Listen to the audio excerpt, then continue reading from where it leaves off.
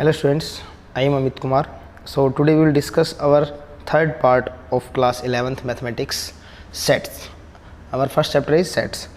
So today we will discuss next topic subset.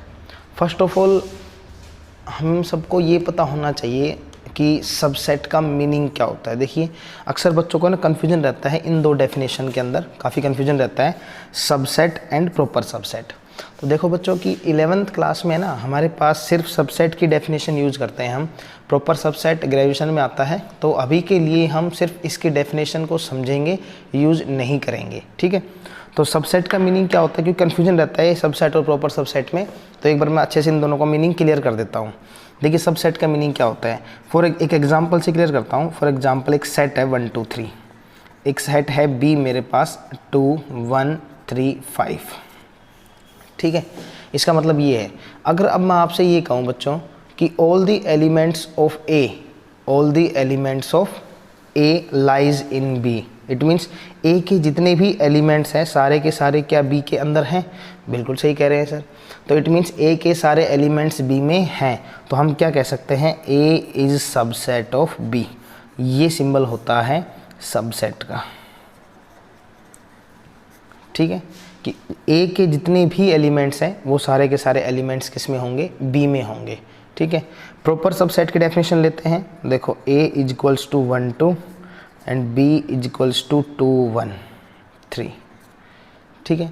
अब एक बार इस डेफिनेशन को और पढ़ते हैं कि ए के जितने भी एलिमेंट्स हैं वो सारे बी में होंगे, बट एक कंडीशन याद रखना, दोनों की कंडीशन लगभग सेम है, सबसेट और प्रॉपर सबसेट की।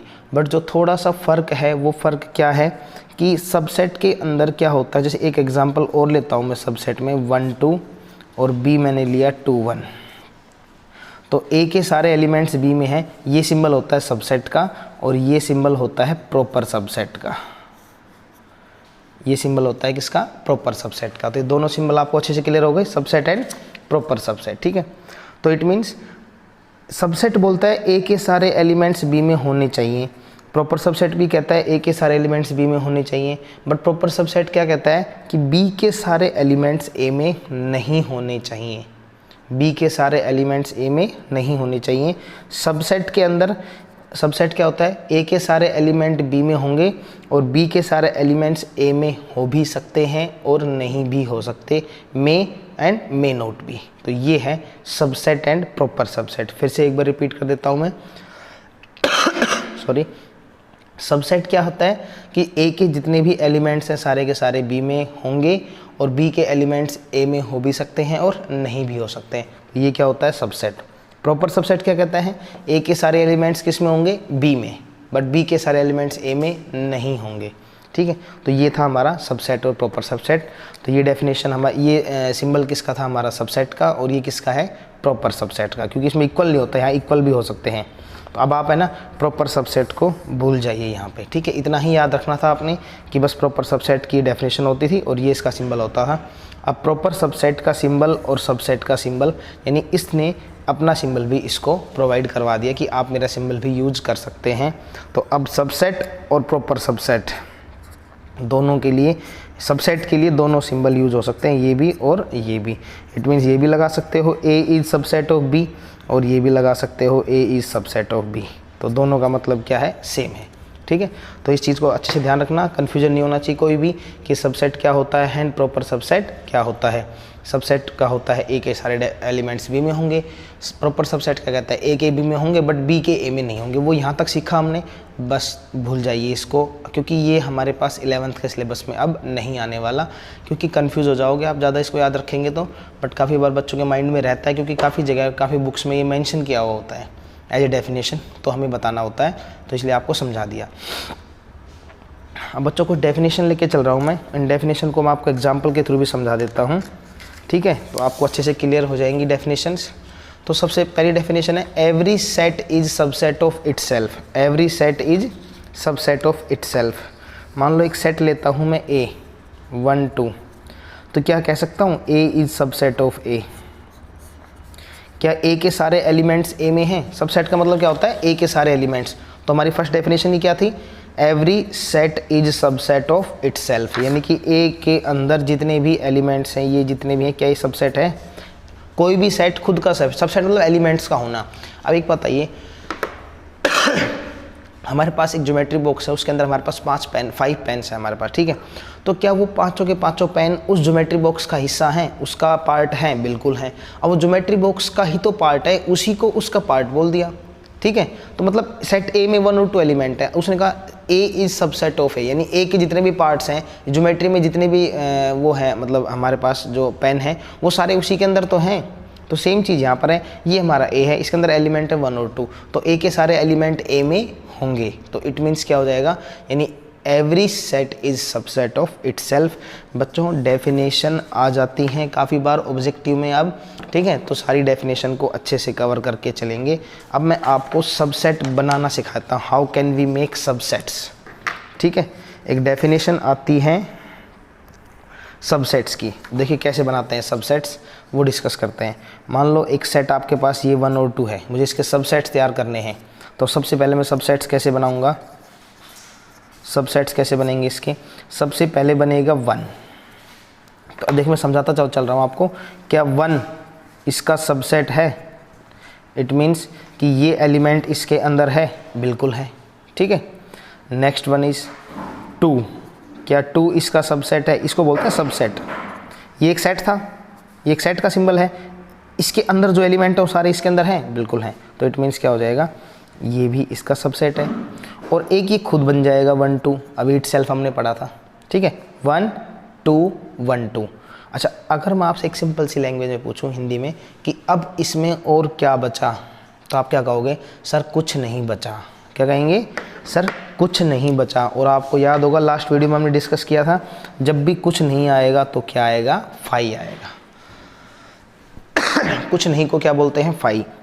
फाई भी एक सेट होता है जिसको हम कहते हैं एम्प्टी सेट, आपको याद होगा। क्या बोलते हैं बच्चों इसको?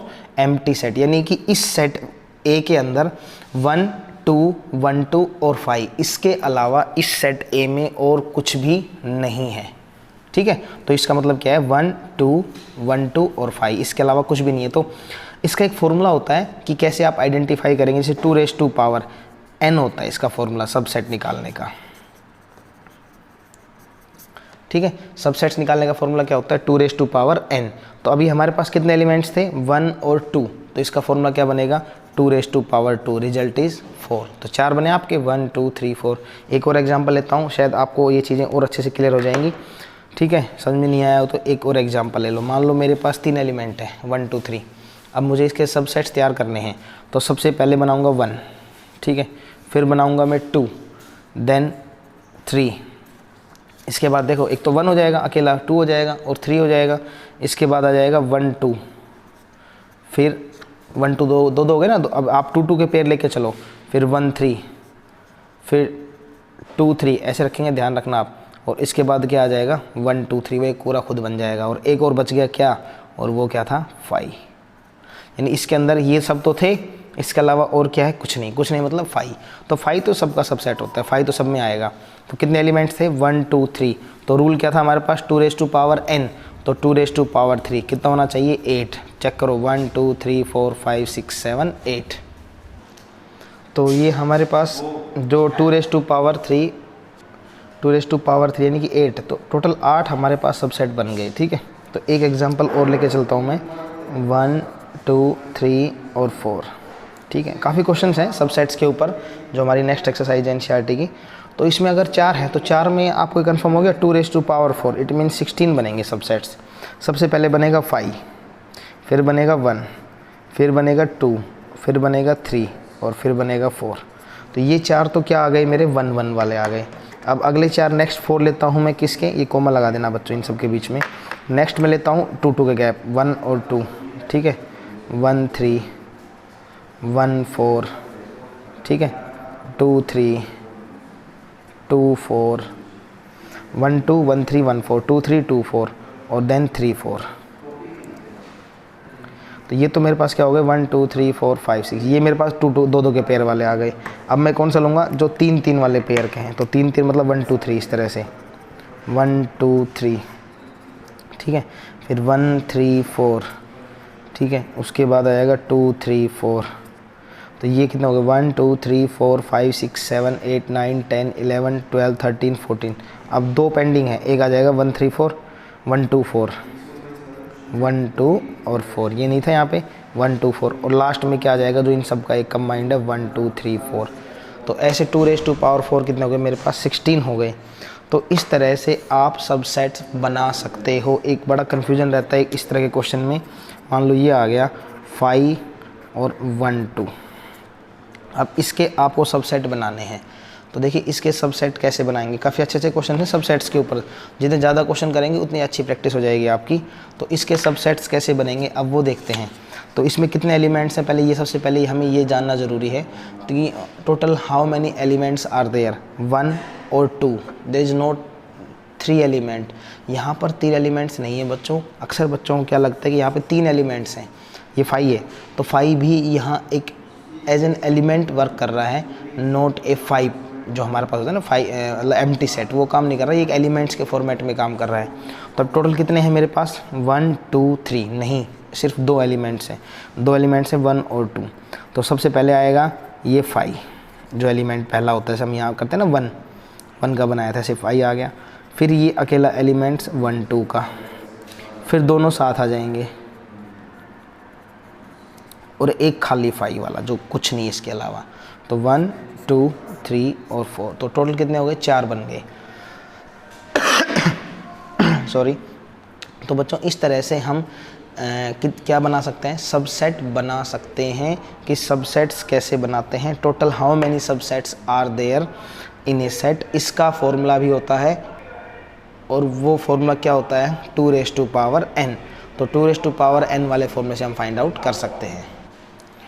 तो बच्चों अब हम आते हैं हमारी डेफिनेशंस के ऊपर, जो हमारी डेफिनेशंस हम डिस्कस कर रहे थे। तो जो सेकंड डेफिनेशन है कि empty set is a subset of every set, कि जो एम्प्टी सेट होगा वो सभी सेट का सबसेट होगा।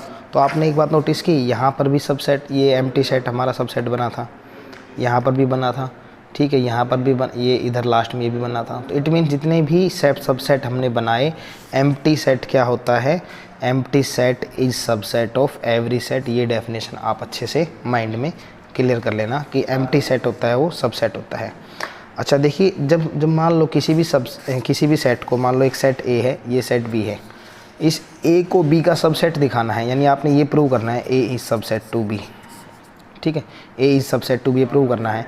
तो आपने एक बात नोटिस की कि ये ए है और ये बी है, तो प्रूव करने के लिए हमें क्या प्रूव करना होता है कि ए के सारे एलिमेंट्स बी में होने चाहिए। सबसेट का मतलब यही तो होता है कि all the elements of A lies in B, A के सारे एलिमेंट्स बी में होने चाहिए। तो अब आपने क्या करना है, कोई भी एक एलिमेंट ले लो ए में से, इसका मतलब होता है बिलोंग्स। जैसे मान लो 2 बिलोंग्स ए, इसको बोलते हैं बिलोंग्स टू, क्या बोलते हैं बिलोंग्स टू, यानी जो 2 है वो सेट ए का एलिमेंट्स है, बिलोंग्स बोलते हैं, ठीक है। तो अब इट मीन्स क्या होगा कि x belongs to A, x है वो a का एलिमेंट है, a is subset of b, यानी कोई भी एक एलिमेंट x ले लो, वो किस में बिलोंग करता है a में। अगर आपने उस x को ये दिखा दिया, ये शो कर दिया, प्रूव कर दिया कि x है वो b में भी है, तो इट मीन्स a, अब ये जो x है ये सभी एलिमेंट्स को रिप्रेजेंट करता है। एक छोटा सा एग्जांपल देता हूँ बच्चों, समझ में आता है आपको। तो जैसे मान लो फॉर एग्जांपल DO ऑफिस, यानी डिपार्टमेंट ऑफ एजुकेशन ऑफिस हमारे जो हैं डिस्ट्रिक्ट का होता है, डिस्ट्रिक्ट एजुकेशन ऑफिसर, कि उसको कोई भी मतलब बच्चों के रिगार्डिंग कोई इन्फॉर्मेशन शेयर करनी है स्कूल्स में, तो वो क्या करेंगे, वो सभी स्कूल्स के बच्चों को तो बुलाएंगे इन DO ऑफिस में। तो वो क्या करते हैं, स्कूल से एक रिप्रेजेंटेटिव लाइक प्रिंसिपल या वाइस प्रिंसिपल या कोई किसी भी एक पोस्ट, जो भी एक डेजिग्नेशन पोस्ट होती है स्कूल के अंदर, तो मतलब उसमें से मान लो प्रिंसिपल को बुला लिया, तो वो क्या करते हैं 4-5 स्कूल या 10 स्कूल के प्रिंसिपल्स को बुला लेते हैं, ठीक है, और उनको वो रूल्स बता देते हैं। तो वो क्या करते हैं, इसका मतलब ये समझ लेता है, मतलब ऑफिस की तरफ से ये मान लिया जाता है कि हमने सभी स्कूल्स में ये मैसेज पास कर दिया। यानी इसका मतलब क्या हुआ कि एक स्कूल से एक बंदा अगर आ जाता है, एक पर्सन आ जाता है, तो इसका मतलब क्या होगा कि वो पर्सन उस पूरे स्कूल को रिप्रेजेंट कर रहा है। जितने भी 2000-3000 अगर स्टूडेंट्स हैं उस स्कूल में, तो वो एक पर्सन उन 3000 लोगों को रिप्रेजेंट कर रहा है। तो 3000 लोगों को बुलाने की आवश्यकता नहीं है, बस उस एक पर्सन को बुला लीजिए जो उस स्कूल को रिप्रेजेंट कर रहा है। इट मीन्स आपने उस पर्सन को बता दी वो इन्फॉर्मेशन, तो मतलब आपने उस पूरे स्कूल को बता दी इन्फॉर्मेशन। तो सेम यहाँ पे, क्योंकि वो बंदा आगे पास कर देगा आगे जाके, तो सेम ये चीज़ यहाँ पर है कि अगर आपने सबसेट प्रूव करना है तो सारे एलिमेंट्स शो करने की रिक्वायरमेंट नहीं है, एक्स को प्रूव कर दो कि एक्स है वो ए का सबसेट है। अब आपने एक्स को कर दिया, इसका मतलब एक्स है वो सबको रिप्रेजेंट करेगा, तो एक्स क्या है, सबसेट है ए का। इट मीन्स एक्स एलिमेंट है ए का और एक्स एलिमेंट है बी का, यानी ए के सारे एलिमेंट किस में हैं, बी में हैं। तो एक बार इस चीज़ को, थर्ड डेफिनेशन को पढ़ना। एक बार क्या दिया हुआ है, if A subset to B, अगर सबसेट दिया हुआ है तो क्या मानना ज़रूरी है, x belongs to A, x belongs to, यानी x a में भी है और देयरफॉर x b में भी है, is true for every x। Every x का मतलब जितने भी एलिमेंट्स वहाँ पर होंगे ये उन सब के लिए ट्रू हो जाएगा। तो इस चीज़ को अच्छे से आप क्लैरिफाई कर लेना। एक और चीज़ है, मान लो जैसे सेट a है, हम ये ऐसा अक्सर मान लिया जाता है, ऐसा ये चीज़ है ना, थोड़ा सा कॉन्ट्रडिक्शन रहता है। जो डेफिनेशन बता रहा हूँ नेक्स्ट वाले समझा रहा हूँ, ए है 1 2 और बी है 2 1, ये है मान लो। तो एक एलिमेंट 3 है वो ए में भी नहीं है, एक एलिमेंट 3 है वो बी में भी नहीं है। तो ये एक ऐसे एलिमेंट है जो ए में भी नहीं है, बी में भी नहीं है। इसका मतलब ए सबसेट बी का हो सकता है। अगर ये होता 3 ए में है और 3 बी में नहीं है, ए में तो है, मान लो सेट ए लिया आपने 1 2 3 और सेट बी लिया आपने 1 2। अगर मैं ये कहूँ ए सबसेट ऑफ बी तो गलत होगा, क्यों, क्योंकि ये 3 एक ऐसा एलिमेंट है जो ए में तो है बी में नहीं है। Is it clear? तो लेकिन अगर ऐसा सेट जो दोनों में ही नहीं है, ना तो ए में है और ना ही बी में है, तो ए बी का सबसेट हो सकता है और नहीं भी हो सकता। तो सबसेट प्रूव करने के लिए ये वाली कंडीशन भी हम लेके चल सकते हैं। If x does not belongs to b therefore x does not belongs, अगर b में नहीं है तो मतलब वो किस में भी नहीं होगा, a में। अगर ये दिया हुआ है a is subset to b, मतलब a के सारे एलिमेंट किस में हैं, b में हैं। अगर कोई एलिमेंट 4 है, जैसे मान लो यहाँ पर था, ये लगा लो a इज इक्वल्स टू 1 2 और b इज इक्वल्स टू 1 2 3, ठीक है। एक एलिमेंट्स 4 है, अगर वो b में नहीं है, अगर मान लो ये कंडीशन मेंशन है आपको, ए सबसेट टू बी, अगर 4 बी में नहीं है तो डेफिनेटली वो ए में भी नहीं होगा, क्योंकि ए के सारे एलिमेंट तो कहाँ पर बैठे हुए हैं, बी में बैठे हुए हैं। और कोई चीज़ बी में नहीं है फिर वो ए में कैसे, क्योंकि वो ए के सारे एलिमेंट तो कहाँ हैं, बी में हैं, और बी में अगर कुछ नहीं है तो फिर वो ए में तो पॉसिबल ही नहीं है कि वो ए में होगा। तो थोड़ा कन्फ्यूज़न मुझे ऐसा लगता है कि शायद इस रिगार्डिंग थोड़ा सा कन्फ्यूज़न हो, लेकिन जब आप क्वेश्चन करेंगे टेक्स्ट बुक में से, एनसीईआरटी बुक में से, तो आपको चीज़ें धीरे धीरे क्लियर होना स्टार्ट हो जाएंगी। अब देखिए, अगर मान लो जैसे एक सेट ए है, एक सेट ए है 1 2, एक सेट बी है 2 1, एक सेट ए है हमारे पास 1 2, एक सेट बी है मेरे पास 2 1 3। यहाँ पे हमने क्या नोटिस किया कि ए सबसेट है बी का और बी सबसेट है ए का। ए के सारे एलिमेंट बी में हैं और बी के सारे एलिमेंट ए में हैं। यहाँ पे हमने क्या नोटिस किया, ए सबसेट है बी का बट बी ए का सबसेट नहीं है, क्योंकि ए के सारे एलिमेंट बी में हैं बट बी के सारे एलिमेंट ए में नहीं है, 3 नहीं है। तो इसका मतलब क्या होगा, ए के सारे एलिमेंट्स बी में हैं और बी के सारे एलिमेंट्स ए में हैं। तो ध्यान रखना, जब ऐसी कंडीशन आए ना तो उसको हम कहेंगे ए इज इक्वल टू बी। या फिर आप क्या याद रखेंगे, जब भी आपको ये प्रूव करना हो ए इज इक्वल्स टू बी, तो आप क्या प्रूव करेंगे, ए सबसेट है बी का, बी सबसेट है ए का। ए के सारे एलिमेंट्स बी में हैं और बी के सारे एलिमेंट्स ए में हैं। एक बार आप यहाँ भी चेक कर लो, 2 sets A and B are equal, 2 sets A and B are equal, A is equal to B. मैं आपको थोड़ा और क्लियर कर देता हूँ ये चीज़ें, ठीक है। 2 sets A and B are equal, A is equal to B, therefore A subset है बी का एंड बी सबसेट है ए का। अगर आपको ये प्रूव करना है कि ए और बी दो इक्वल सबसेट है, क्या प्रूव करना है, इक्वल, तो आपने we will prove A is subset to B and B is subset to A. अगर आपने ए और बी को इक्वल करना है तो सिंपल सी लैंग्वेज में क्या याद रखना है, ए के सारे एलिमेंट बी में हैं, बी के सारे एलिमेंट ए में हैं, ठीक है। तो ये मेरी 5 डेफिनेशन थी, आप इनका एक बार स्क्रीनशॉट ले लो और फिर इसको नोट कर लेना, ठीक है।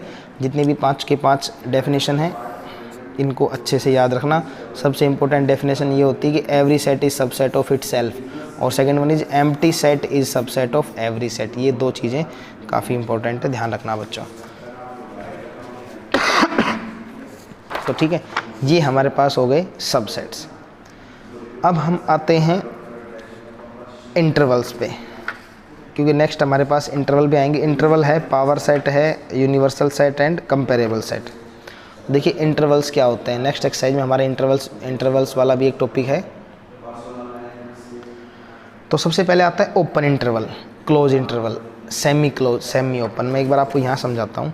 मान लो ये दिया हुआ है 1,2, ये इस तरह से, तो यहाँ 1 मान लो और यहाँ 2 मान लो।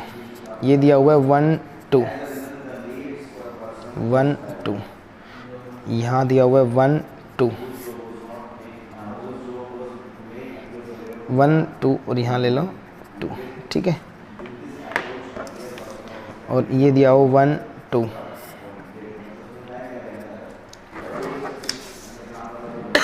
सॉरी। तो देखो बच्चों मैं आपको समझाता हूँ ओपन इंटरवल क्लोज इंटरवल क्या होते हैं।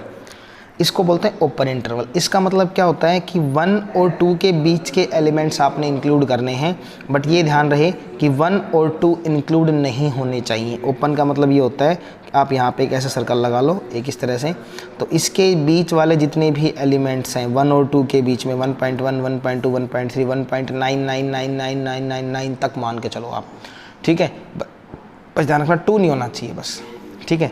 ओपन का मतलब ये होता है, ओपन इंटरवल का मतलब कि 1 और 2 ये जो लिमिट्स बोलते हैं, ये अगर ये दोनों लिमिट्स अगर मेंशन है तो ओपन इंटरवल का मतलब होता है बस ये 2 लिमिट्स नहीं होंगी, बाकी सब कुछ होगा। 1 और 2 नहीं होगा, बाकी सब कुछ होगा। तो 1 और 2 के बीच के जितने भी एलिमेंट्स हैं वो सारे के सारे इसमें होंगे, बट 1 और 2 इंक्लूड नहीं होगा, ये ध्यान रखना है ओपन में।